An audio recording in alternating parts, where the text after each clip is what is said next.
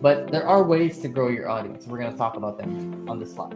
So, assuming you have a business page set up on Facebook, you can use Facebook search, identify groups and customers where your customers are likely to be, right? So you join groups. Let's say you sell car parts. You join groups of people who are car enthusiasts, right? There's lots of car enthusiasts everywhere in the world.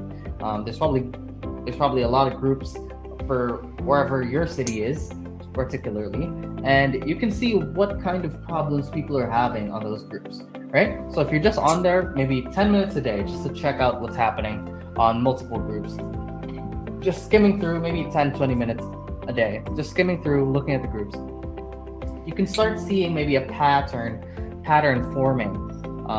Like there's this one product that people really want, but it's not available in their city, or possibly there's this shop that has a problem, and people aren't going to this shop anymore because they don't provide this service. So all of that, all of those complaints, all of those topics that people are talking about, you can use that to your advantage, by informing what kind of posts they want to see, and also what kind of products, what they want from your products, right?